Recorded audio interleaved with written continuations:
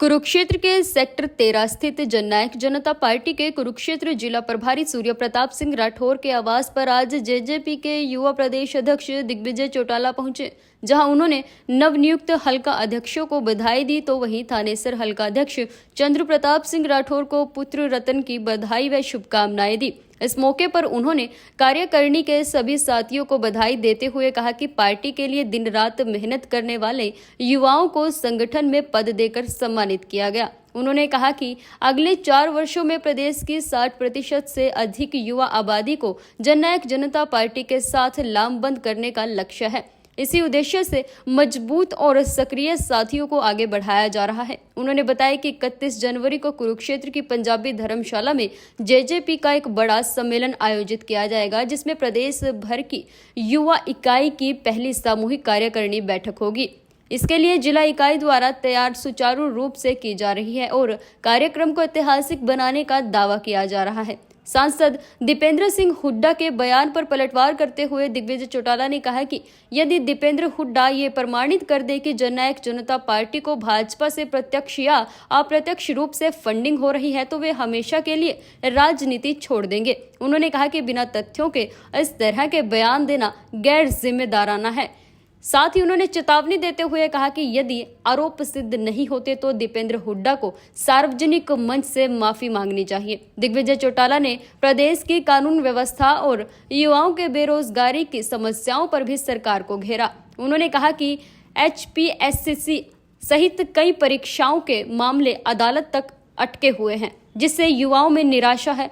बेरोजगारी, गिरता शिक्षा स्तर और बढ़ता अपराध प्रदेश की सबसे बड़ी चुनौती बन चुके हैं। हाल ही में हिसार में घटना का जिक्र करते हुए उन्होंने कहा कि जब शासन कमजोर होता है तो सड़क पर अराजकता बढ़ती है और अपराधियों में सरकार का भय खत्म हो जाता है। उन्होंने भरोसा दिलाया कि जेजेपी आने वाले 4 वर्षों तक जनता के बीच रहकर उनके मुद्दे उठाएगी, एक मजबूत विपक्ष की भूमिका निभाएगी। साथ ही उन्होंने वेटिंग प्रक्रिया को लेकर सवालों पर कहा कि निष्पक्ष जांच की मांग करते हुए कि शंकाओं का जवाब तथ्यों से ही दिया जाना चाहिए।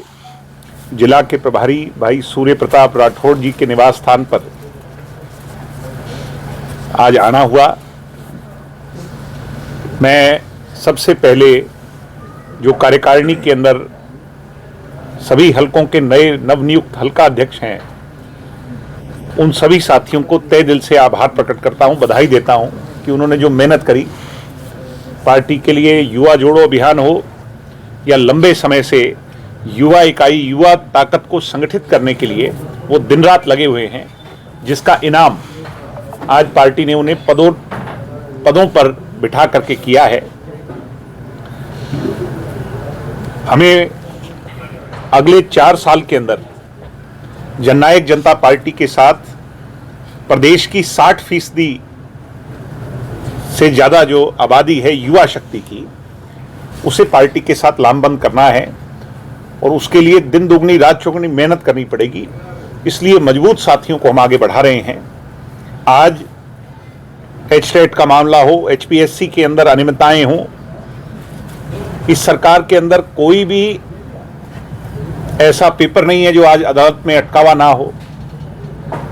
सबसे बड़ी चुनौती युवा साथियों के सामने बेरोजगारी की मार है, घटता हुआ एजुकेशन का स्तर है, और वहीं युवा साथियों के लिए पूरे प्रदेश में बड़ी चुनौती है तो वो क्राइम से निपटना है। आप देख रहे हैं, कल की घटना है, मैं अभी सोशल मीडिया में देख रहा था कि इस प्रकार हिसार में गुंडा तत्व जो है वो पुलिस वाले को भी अपनी गाड़ी के अंदर जो है ना उसे साथ ले गए।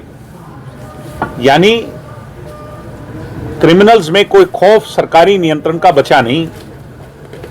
मैं ये मानता हूं कि कमजोर जब शासक हो जाता है तो फिर सड़कों पर अराजकता होती है, और हरियाणा का भी कुछ ऐसा ही हाल है। नायब सिंह सैनी की कमजोरी हरियाणा प्रदेश में गुंडा तत्वों को प्रोत्साहित कर रही है। मैं ये वादा देता हूं हरियाणा की जनता को कि जेजेपी विपक्ष की भूमिका जो है, जो कांग्रेस और अन्य राजनीतिक दल नहीं कर पाए, हम मजबूती से उस भूमिका को निभाएंगे और अगले 4 साल जनता के बीच में रह करके उनके मुद्दे उठाएंगे उनकी आवाज़ बनेंगे और सरकार के सामने चुनौती बनेंगे। तो आज सूर्य जी का और सभी साथियों का यहाँ तहे दिल से स्वागत, धन्यवाद। और पत्रकार साथियों का आप भी समय निकाल करके आए, आपका भी धन्यवाद। कुरुक्षेत्र में कोई जज्बा का कार्यक्रम होने जा रहा है? 31 तारीख को प्रदेश के कार्यकारिणी की मीटिंग, युवा इकाई की पहली कार्यकारिणी की सामूहिक मीटिंग जो है वो कुरुक्षेत्र की पंजाबी धर्मशाला के ऑडिटोरियम में, या जो उसका हॉल है उसमें होगी, बैंक्वेट में होगी। तो उसके लिए तैयारियां यहाँ की जिला इकाई सुचारू रूप से कर रही है और मुझे उम्मीद है कि वो कार्यक्रम ये ऐतिहासिक बनाएगा। सर, दीपेंद्र हुड्डा ने उन्होंने एक बयान जो दिया, मैंने सुना, उन्होंने कहा कि हमारी पार्टियों की, पॉलिटिकल पार्टियों की फंडिंग भी बीजेपी करती है। मैं उन्हें खुली चुनौती देता हूं कि भाई दीपेंद्र सिंह हुड्डा जी, अगर किसी भी प्लेटफॉर्म पर आकर, क्योंकि बिना तथ्यों की बात नहीं करनी चाहिए और बड़े जिम्मेवार आदमी हैं आप, कहीं भी वो ये प्रूव कर दें कि जननायक जनता पार्टी की फंडिंग डायरेक्ट या इनडायरेक्ट तौर पर